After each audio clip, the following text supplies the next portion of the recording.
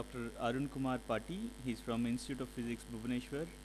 He's a physicist notable for his research in quantum information and computation, the theory of geometric phases and its applications, and the foundations of quantum mechanics. He obtained his PhD from University of Bombay, and in 1989 he took up a position as a theoretical physicist in the Theoretical Physics Division of BARC Mumbai. From 1998 to 2000, he was a visiting scientist and an EPSRC fellow at University of Wales in UK. He is now a scientist at the Institute of Physics, Bhubaneswar. He is known for quantum no-deleting theorem. He also discovered the remote state preparation protocol in quantum information theory, which has been experimentally tested by several groups. Okay, so thanks, Bhanugopal. So first let me thank Dr. Sahni for inviting me here.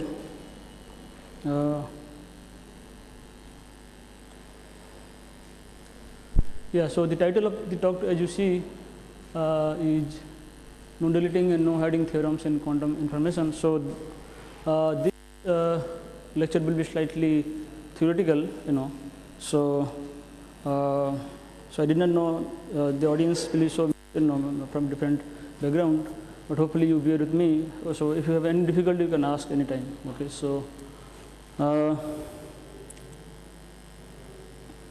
so quantum information science, what we try to do is try to exploit basic features of quantum theory in information processing, and this provides a fundamental new insight into nature of quantum world and physical processes.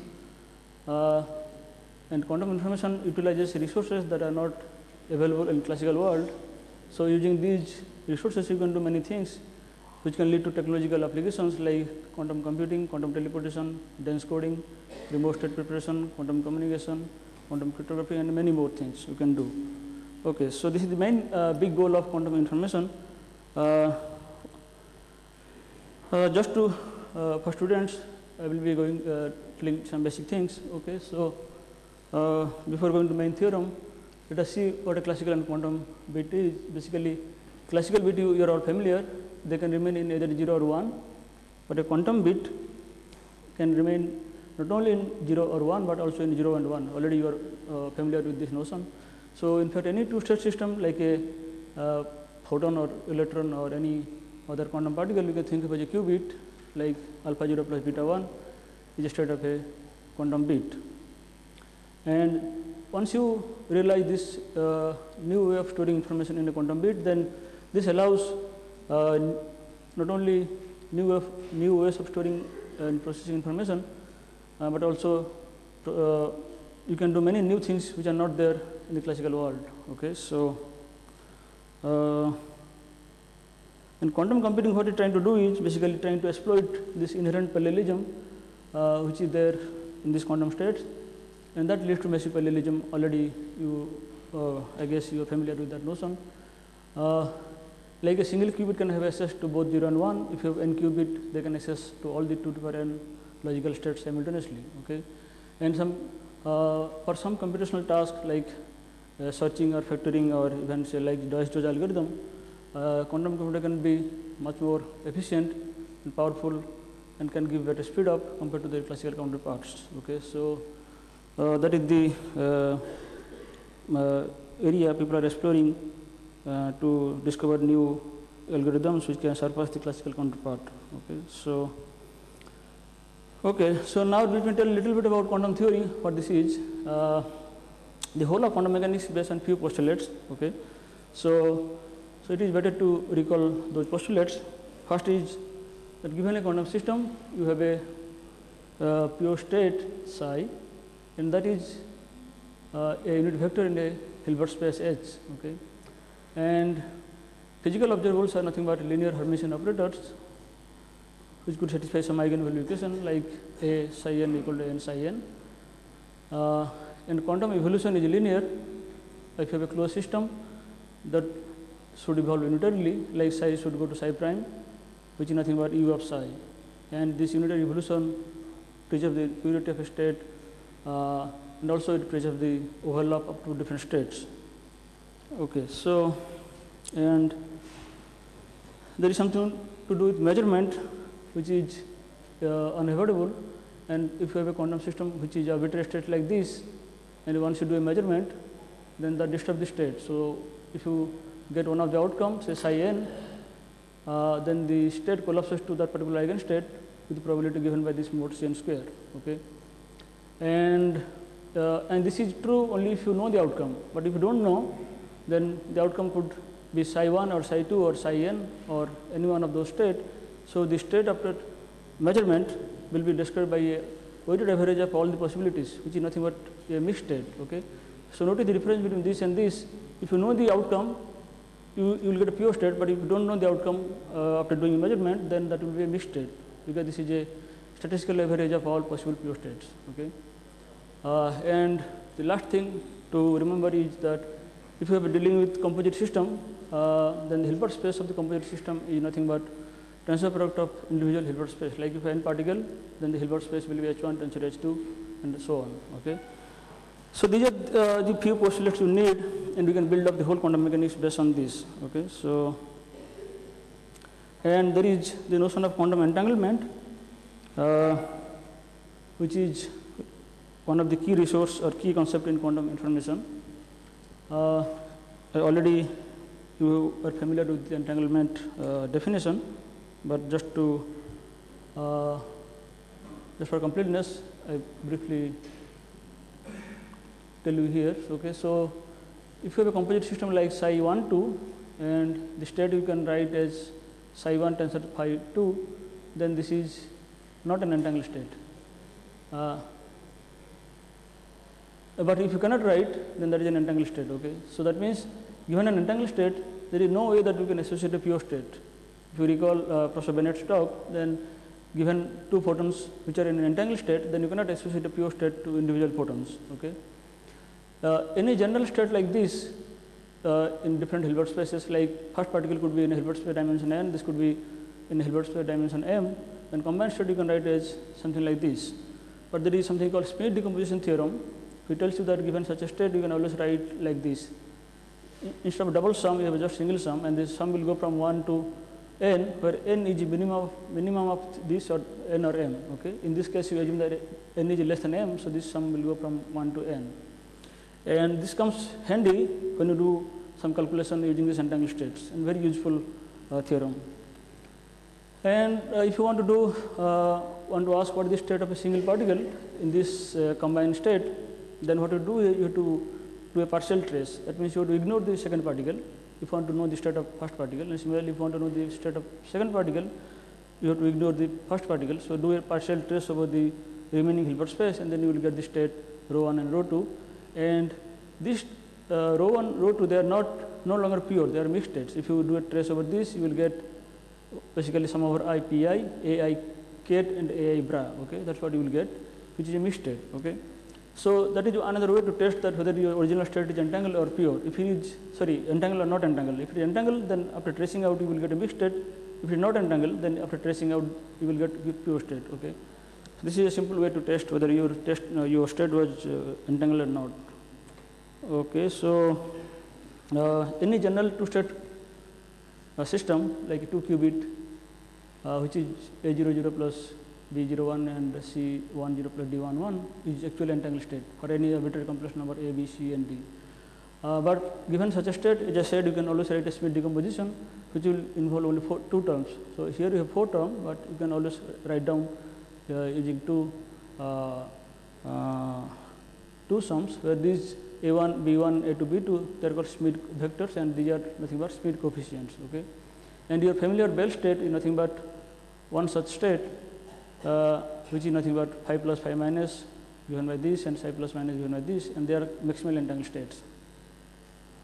And if you extend the notion for n qubit, you could say that your quantum computer, which consists of n qubit, could be like this, and for arbitrary amplitude Ci, this is an entangled state. Okay, so in fact, your quantum computer consisting of n quantum bits will be an entangled state. Okay, so okay, so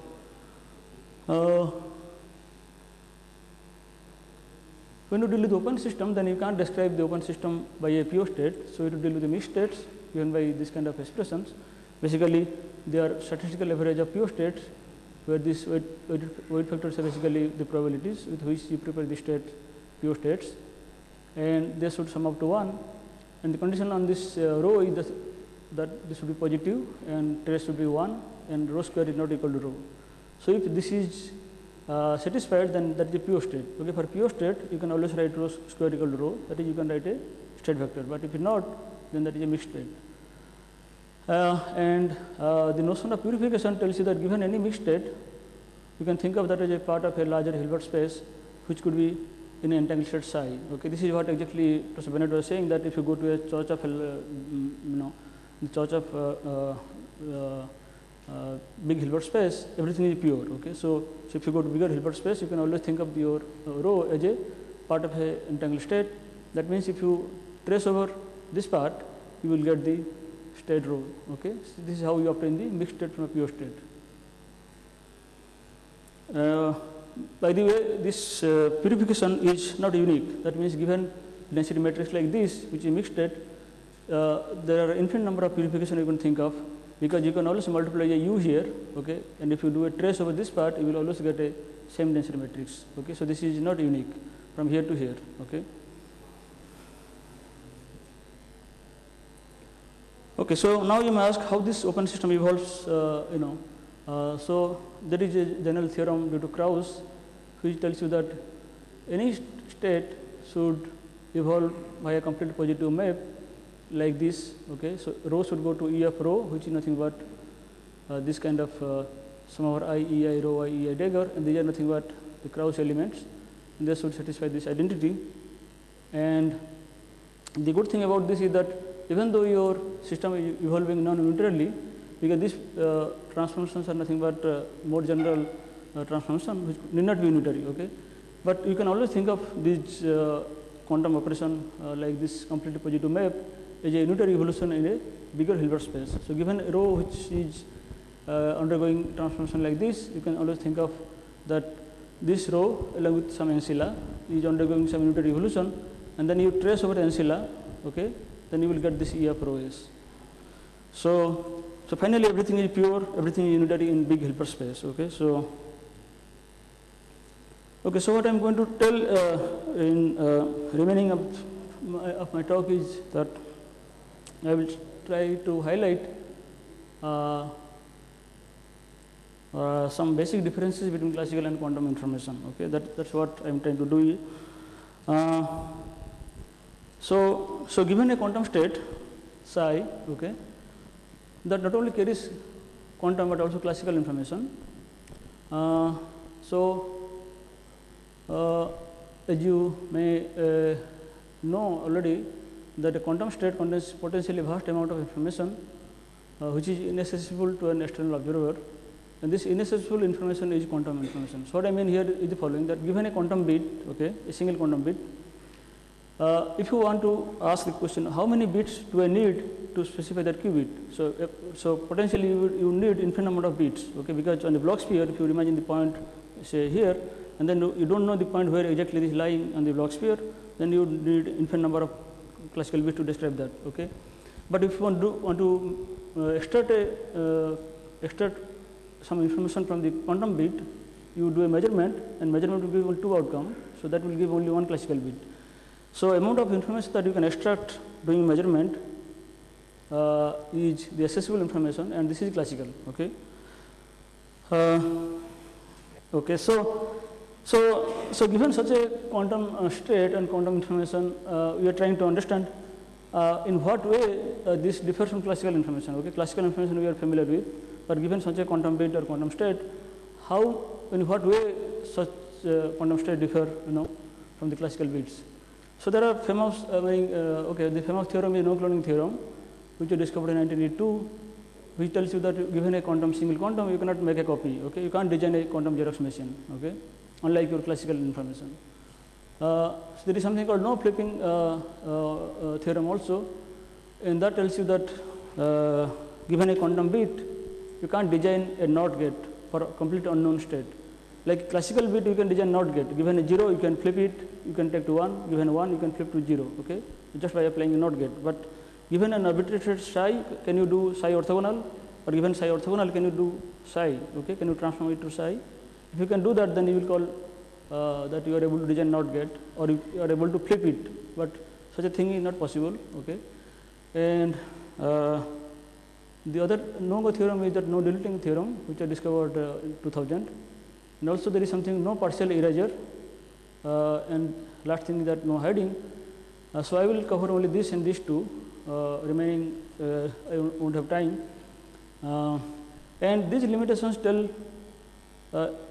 what exactly you can do and you cannot do with quantum information. Okay, so when you want to devise or design a quantum computer, or want to design any quantum information processing device, you should know your abilities or your capabilities or your limitations, what exactly you are doing. Okay, so before going to no deleting theorem, let me tell you the no cloning theorem. Already you may be familiar with the proof, but this is really simple. So let me tell the proof for the students. Okay, so cloning means what you do. Basically, you are given a single quantum bit instead 0 and 1. Okay, and you know that if they are given a 0 and 1, okay, they carry classical information. That means given a single qubit in two orthogonal states, you could store a single bit of classical information. Okay, so 0 and 1 you can make a copy. So that is allowed. So 0, this is your blank state. This is your input. So 0 0, this A goes to 0 0 A 0, and here 1 0 A goes to 1 1 A. Sorry, this should have been A 1. Okay, so basically 0 0 and 1 0 goes to 0 0 0 and 1 1. So you are able to make a copy. That is fine. But if you want to do same thing for a arbitrary state psi 0 and A going to psi A psi, then you will see that this is not possible. Why is it not possible? Proof is just one line, because if you start with this psi 0 and this state of the machine itself, then you will see that this alpha 0 0 A plus beta 1 0 A, and now once this goes to the cloning machine, okay, because your machine is linear map, then that will follow this. Okay, so 0 0 A will go to 0 0 A 0, and here 1 0 A will go to 1 1 A 1. But what exactly you want is this psi and A psi. Okay, so this and this, there is no way that you can match. Okay, there is no way that you can satisfy this equation and this equation. Okay, that means your machine is not able to make a copy of an arbitrary state. So this no cloning theorem is really one of the key feature of quantum information, and the proof is really simple. Every student should understand this. Okay, so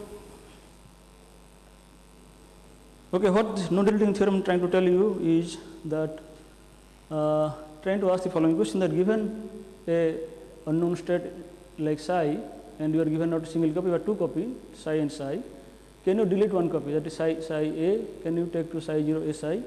Okay, if you can do this, then you will say that you are able to delete. Okay, because you are able to do for all arbitrary state psi. Okay, given any state psi and the two copies, you can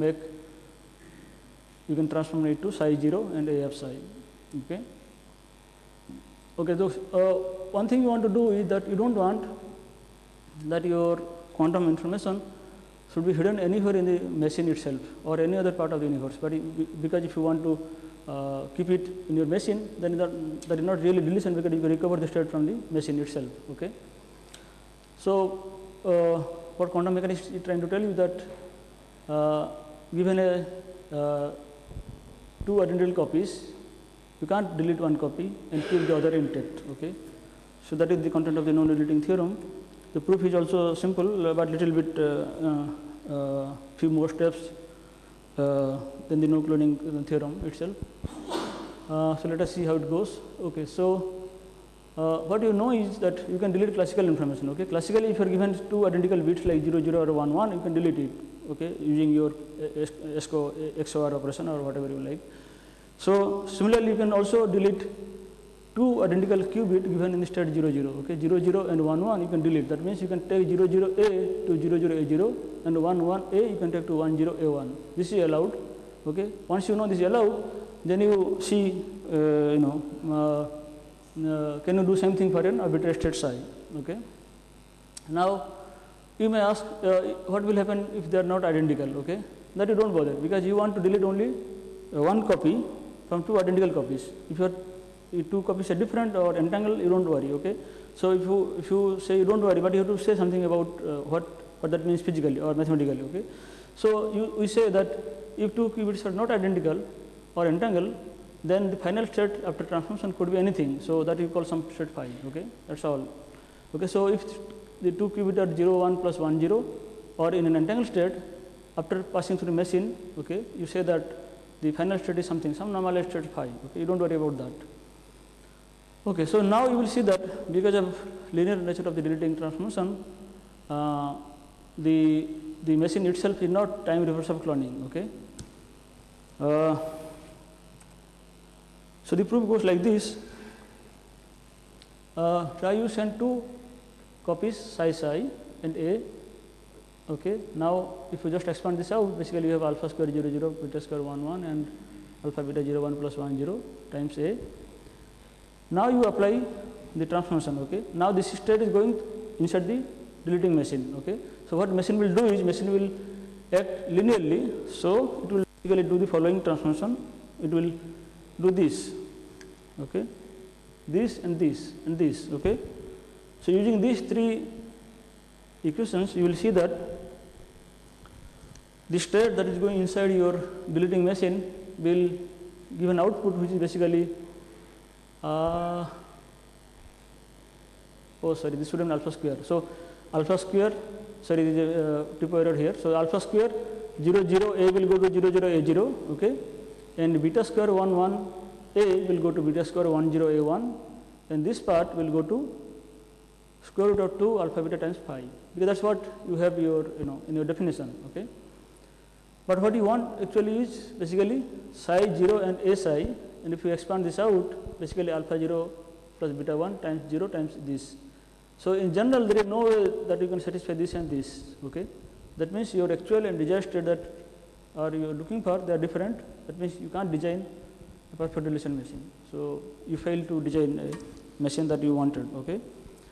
But if you force that this should be same or identical, then there is only one choice. Okay. And that choice is the following: that if phi is like this, 1 over root 2 0 0 A1 and plus 1 0 A0, and A psi is alpha A0 plus beta A1, then for this choice you can make these two identical. You can make this and this identical. Okay. But then that choice is not actual deletion, because that we have, or that option we don't allow. Okay. Because if you see the state, this should normalize for all psi. Okay. That means for all alpha beta, if you normalize that this should be 1, then you see that A0 A1 should be orthogonal. But that means that your qubit which was getting deleted actually sitting here. Okay. That is sitting in the final state of the machine itself. Okay. That means what you are basically doing by this choice is basically you are swapping your qubit onto two-dimensional subspace of the ancilla. That is basically you are moving your quantum information from here to there. That's all you are doing, which is not deletion. Okay. Because you can always recover the state from there on the machine itself. Okay. So if your machine is state is like this, you can always get your qubit from this state. Okay. So finally, what is telling you the following, that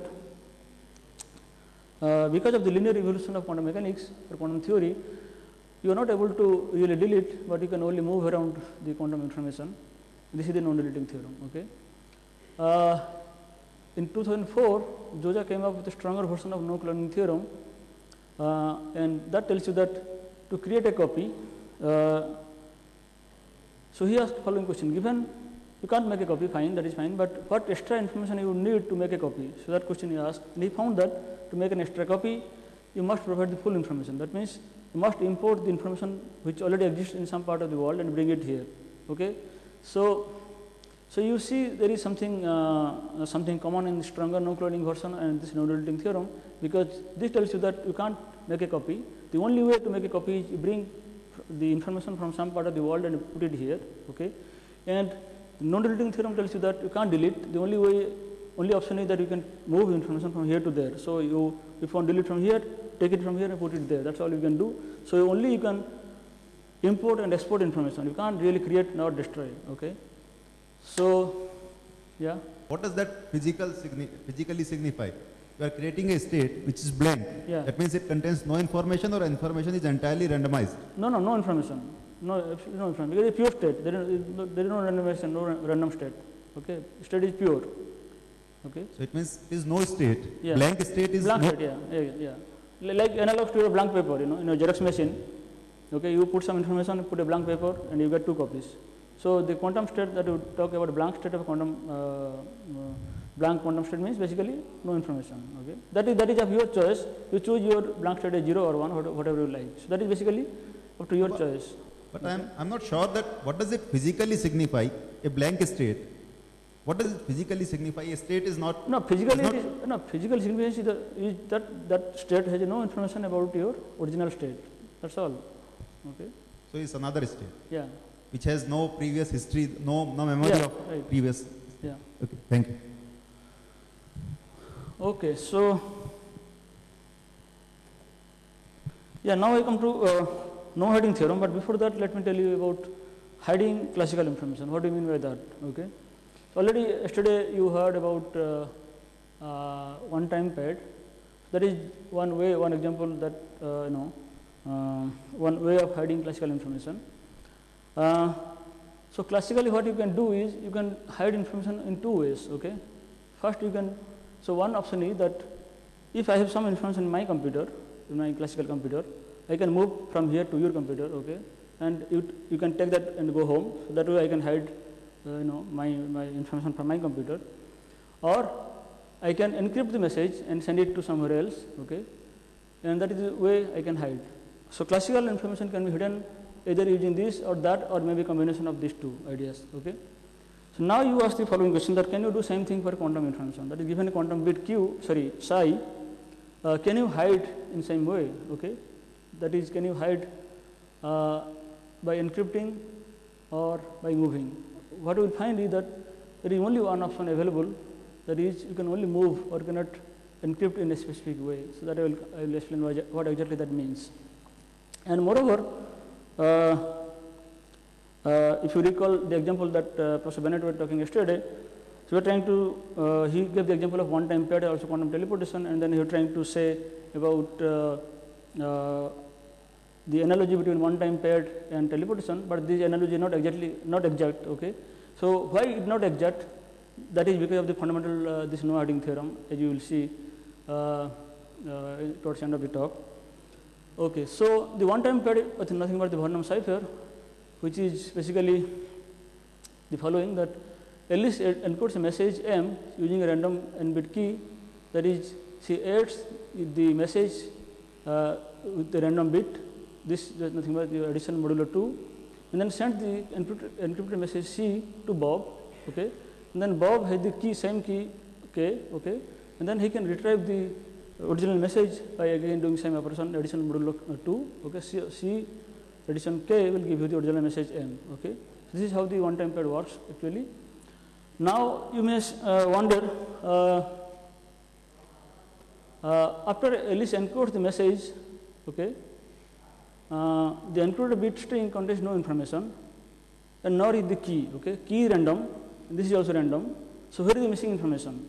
Okay, so the missing information is actually residing in the correlation between 2 strings. Okay, so neither the encoded message nor the key has the original information, but the correlation between these 2 strings, okay, that has information, or information actually hiding there. Okay.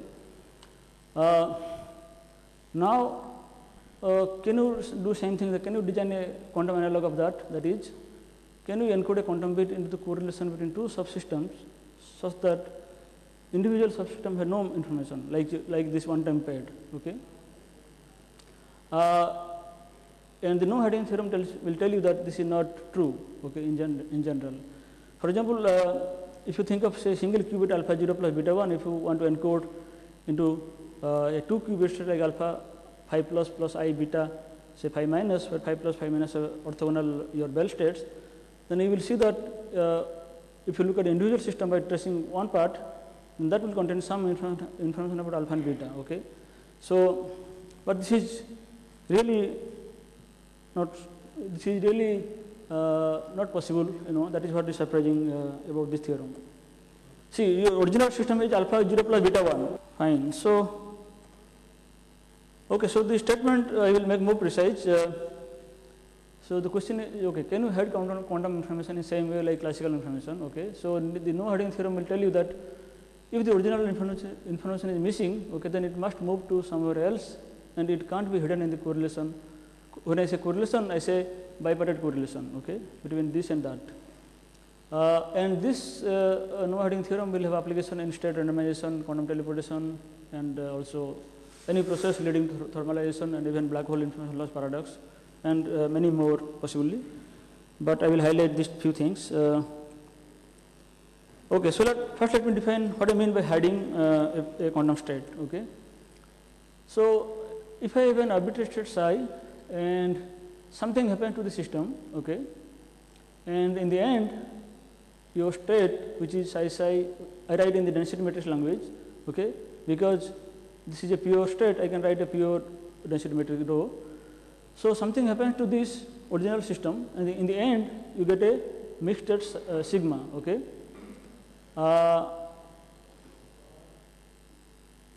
And if the mixed state sigma is a fixed state, okay, what I mean by fixed state, that is sigma is independent of psi, okay. That means any information about psi, all the information about psi is missing from the sigma, okay.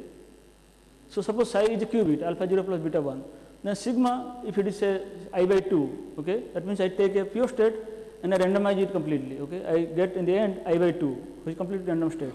Then I will say that such a process will be a hiding process, okay. In fact, I don't restrict the sigma to be I by 2, it could be any mixed state. The only restriction is that this is a fixed for all psi, okay. That means whatever your psi is, finally that psi is gone, okay. So you have a quantum system, you have a quantum computer, something happens to a system, okay. In the end, nothing is there, okay. Some fixed state is there, but information is missing from that, okay. If that such a process would happen, then you will call that hiding process, okay. Now, what you want to do is you want to ask the following question, that if such a thing happens, then where is the missing information, okay. So that you can quantify if you go to a bigger Hilbert space. Now take an arbitrary input psi and unitarily encode into a bigger Hilbert space.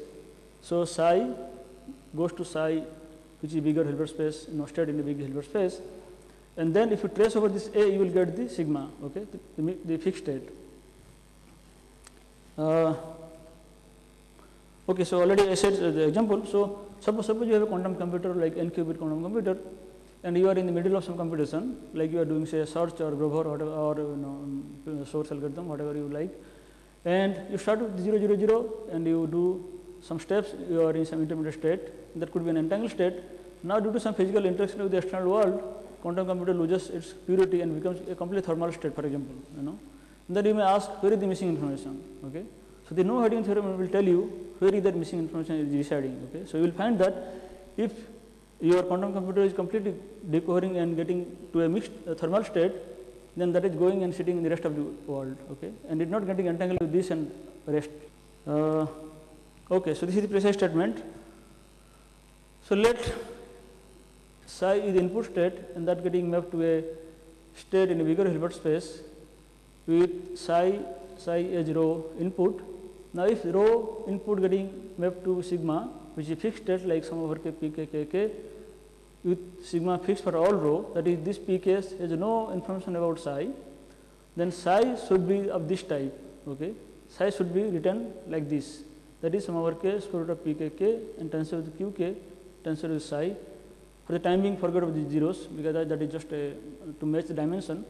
So what this is telling you that the information which is missing from the input psi, okay, that is simply going and sitting here, because in the end your system is this, which is in a mixed state. The psi which is going from here and missing from here, simply sitting in the rest of the Hilbert space here, and this is no entanglement with this and that, okay, because this is just factoring out. You can take out psi from here if you like, okay. So psi is not getting entangled with this, it is simply factoring out and sitting here in the remainder of the Hilbert space. And this no hiding theorem is also robust to imperfection in the sense that I mean if the physical process is taking more of information and making the heading process smooth, then slowly it will appear in the remainder of the Hilbert space. So that is also you can, I mean that part also you can prove. Okay, so proof goes like this. That is why I told this the Schmidt decomposition theorem, because I need that. Okay, and also I told that any physical process you can imagine as a linear and unitary process in a bigger Hilbert space, and that unitarity allows you to map pure state to pure state. Okay. Once you realize that, then your final map, okay, so before going to this step, I will just write down how this map will look like. I mean, if you map the psi to say big psi, how the big psi will look like, because the big psi consisting of the system and the rest of the universe. Okay, that is bipartite system, and you can have a Schmidt decomposition for that. So that is nothing but given by the Schmidt decomposition theorem, which is basically sum over k, this square root of p k tensor with a k. Okay, this is exactly for any bipartite system you do. Okay, nothing greatness about writing this. This is just your standard thing. Okay, the proof basically consists of the following steps: that trying to figure out how the ancilla state ak depends on psi. See, the whole proof of the no heading theorem is trying to figure out the nature of the dependence of the ancilla states ak on psi. In what way they could depend on psi. Okay, that is the whole content of the no heading theorem. And as you know, these pk's are basically non-zero eigenvalues of the sigma, and they are the eigenvectors. Okay, and also called Schmidt vectors. And similarly, these are orthonormal basis for the ancilla state.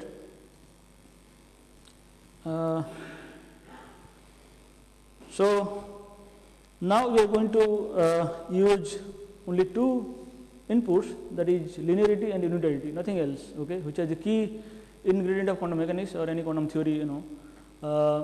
If you want to have, because you must respect these two things. So physical nature of Heidegger process places a restriction on this ak psi.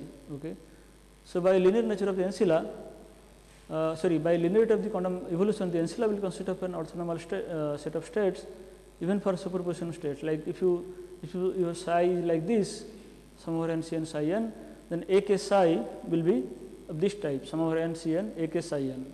This is just because of linearity. Now you see, so what is the motivation here? As I told, motivation is trying to figure out how the ak psi will depend on psi. That's all we are doing. Okay, and for that we need few steps.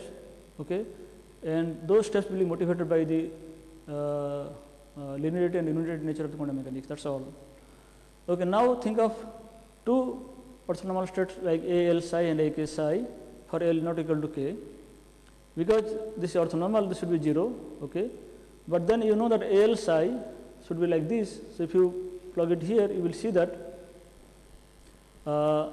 you have sum over n m not equal to m, n not equal to m, and this term should be 0. But these are non-zero, so you must have this should be this ak psi n, al psi n, psi m should be orthonormal. Okay, for each k, l, n, and m. Okay, that means ak psi n, al, psi m must be something delta k, l, n, delta n, m. Okay, they must be orthonormal. Okay, once you realize that, and then you can say that given any orthonormal basis for the system, psi n spanning the input state, you can define the orthonormal set of states akn, which is basically ak psi n, and then by unitary nature of this map, given any orthonormal set, you can always map to another orthonormal set, because unitary evolution or unitary transformation allows you to write any orthonormal set of vectors to another orthonormal set of vectors. Okay, that you are free to do that. Now, once you realize that ak psi n must be orthonormal, okay, then you can write the ak n as qn tensor to psi n, and you add extra zeros just to match the dimension. But if you, for the time being, if you want to forget the zeros, it is fine also. So basically, your akn, your ancilla or rest of the universe, you can think of as itself as a composite system. So you can write this akn as qk tensor to psi n. And as you can see, once you write in this way, automatically orthonormality satisfied. Okay, that AKN should be AKN and ALM should be orthonormal. Okay, that is satisfied here. Okay, now what? Now basically again plug this that expression. Okay, plug this expression here, then you will see how this depends on psi. Okay, so again use your linearity of the evolution. So AK psi is basically AK sum over n Cn psi n, that is nothing but sum over n Cn AK of psi n, but AK psi n you know that basically consisting of this kind of terms. So sum over n Cn Qk tensor with psi n. Now you can take this inside. Okay, so basically that is nothing but Qk tensor with sum over n Cn psi n, that is nothing but your original psi. Okay, your psi was sum over n Cn psi n. Okay, so you see that AK psi is basically Qk tensor with psi and the extra zero psi setting just to make dimension equal, but don't worry about that part. So under this mapping, your final state, which was sum over k square root of pkk tensor with qk tensor with psi. So this is the final expression that you get using just two inputs, that is linear evolution and unitary evolution. That's all. Okay. So your information which was missing from the original system. Okay, from here it is simply going and sitting here. Okay. Okay. So that is the theorem, the proof of the theorem. So now you figure out the implication of this theorem. Basically, by looking at this final expression, what you say? What can you say? You can say that the information which is missing from here, okay, is going and sitting here, the remainder of the Hilbert space, and moreover, this psi is not getting entangled with this part, because you can take the psi and go home. I mean, if you like. Okay. So just to tell you that this is just sitting in a non-entangled form, this part. Okay.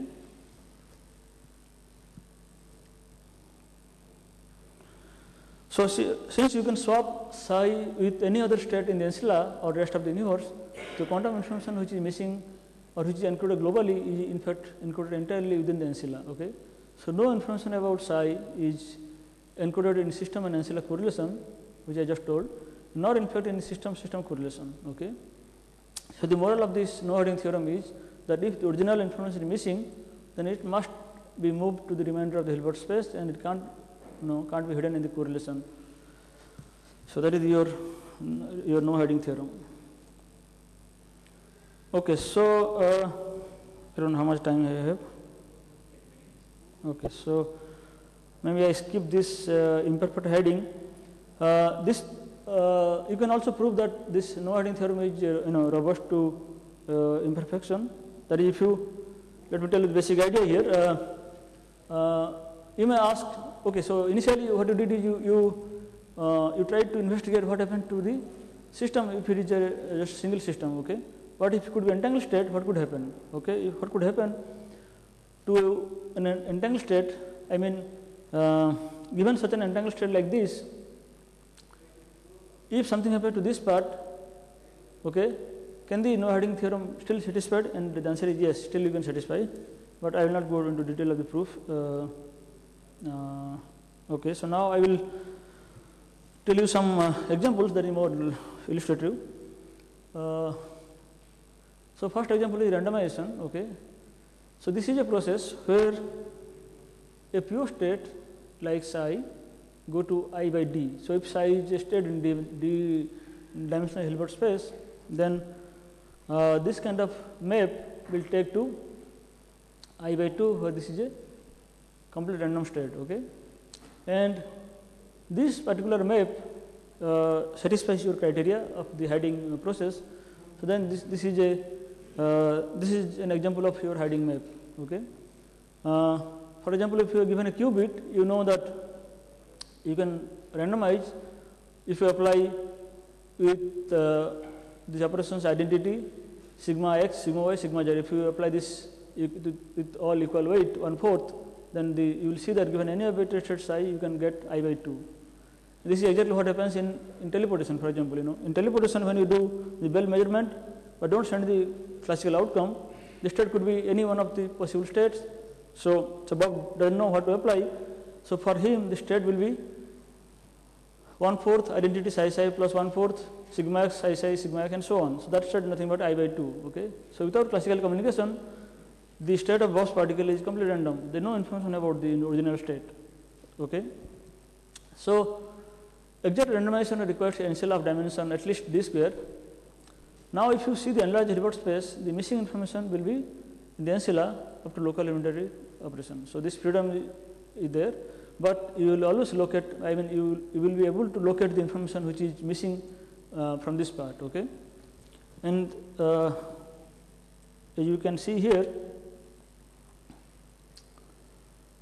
if you look at the unitary version of this the randomizing map, okay, you can convince yourself that if you attach a 4-dimensional ancilla like a 2-qubit, okay, as I said, ancilla could be could be a composite system itself. Okay, so attach a ancilla which is a 2-qubit system, and your psi and ancilla evolve unitarily. So that map is given by this. So half sigma sum over mu sigma mu psi and a mu. Your initial state A you choose as equal superposition of all the orthogonal states. So this mu go from 0 to 3. So A0 is like 0 0, A1 is like 0 1, and A2 is like 1 0, and A3 is like 0 1 1. Okay. Now if you apply this unitary operation sigma mu tensor this mu mu, you will see that you do get such a transformation, and if you do a partial trace over the ancilla, you will get I by 2. Okay. For students, you can convince yourself that you do get a randomizing map after this unitary evolution. Okay. Now you may ask, where is this missing information? If psi is missing from here, where it is sitting? Okay. It is basically you can do few more steps and you convince yourself that the psi which is missing from here is actually going in sitting here in the ancilla. Okay. In that part. So that is also given here. So the claim is that by doing unitary operation on the ancilla Hilbert space alone, we can find the missing information. Okay, that is, this is your final state in big Hilbert space.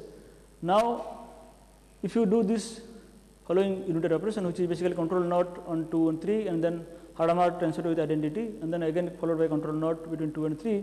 If you do it here, you will see that this psi is simply sitting there. So if you apply V23 drag over here, this is identity. So basically, your psi which is missing from here, simply sitting there. Okay.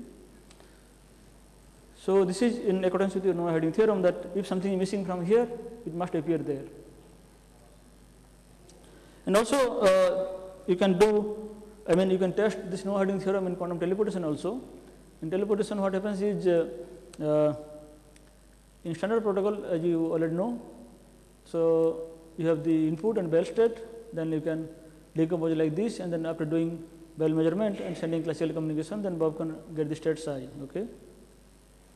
So, but if you want to apply the no-hiding theorem, you have to go to choice of big Hilbert space. That is, you have to describe the unitary evolution, teleportation using unitary process. That is, without Bell measurement, without classical message, you have to describe the teleportation using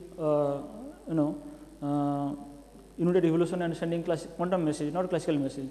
That you can do, and that was done by Brownstein in 1996.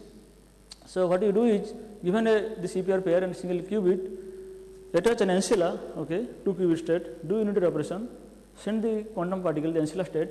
Again, Bob will do unitary operation, and then he will get the state psi. So there is no Bell measurement, no classical communication. So Bell measurement is replaced by unitary evolution, and classical message by quantum message, and then he will get the state psi. So in this version, the equation looks like this. Okay. Now, individually, if you look at this, and this, they are all mixed, all random. Okay. So if you, for example, if you trace this part, the state of this particle is I by 4, and this is also I by 4, and so on. Okay. But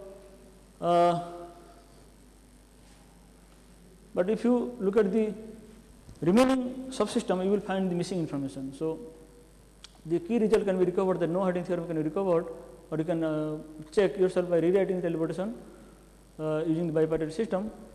So if you look at the say Bob Hilbert space and the message Hilbert space, the missing information from from LHS subsystem is simply sitting there. Okay, one can also convince here teleportation process. And yeah, now I should now tell why the one-time paired and no hiding theorem, teleportation, no direct analog or no exact analogy, because the information, if it is missing from here, it is not sitting in the correlation. Whereas in one-time paired, the information which is missing from original is sitting in the correlation between the message and the key. Whereas here it is not so. So that is the main difference, or the fundamental difference between the one-time paired and this teleportation. That is why the analogy is not complete; it's partial analogy. Okay, so time is over. 5 minutes. Okay. Yeah, and similar thing you can do also in thermalization. For example, when you want to erase a classical bit, as you already know from yesterday's talk, that you can do only by throwing some entropy or dumping entropy of k log 2 if you want to erase a single bit. Okay, and that has given rise to the resolution of Maxwell's demon by Bennett, and and that has many implications.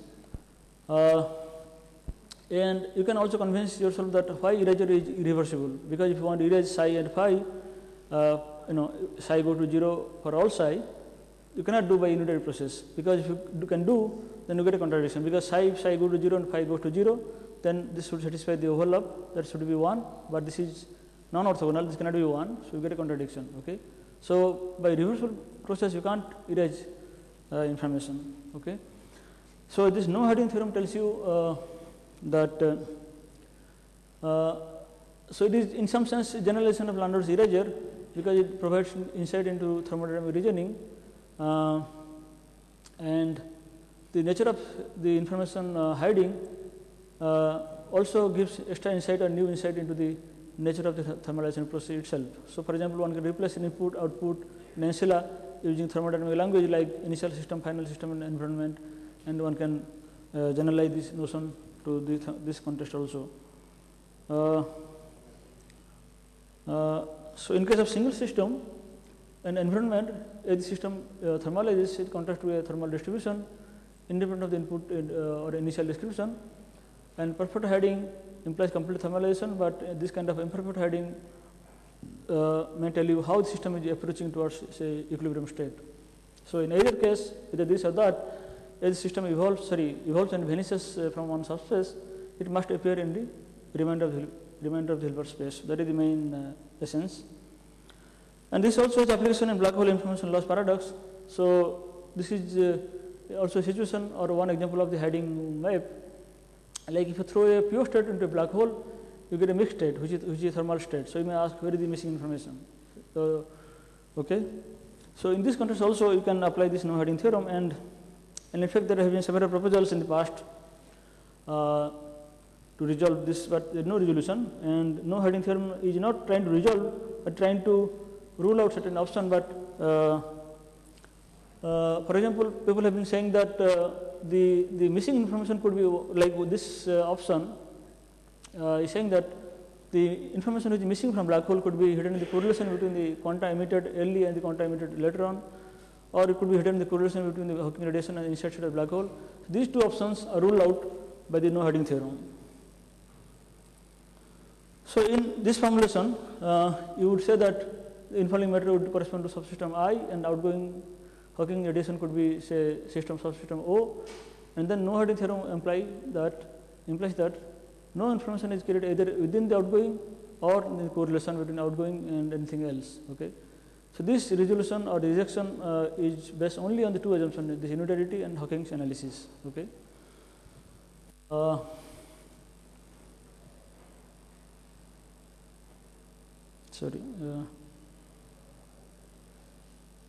Yeah.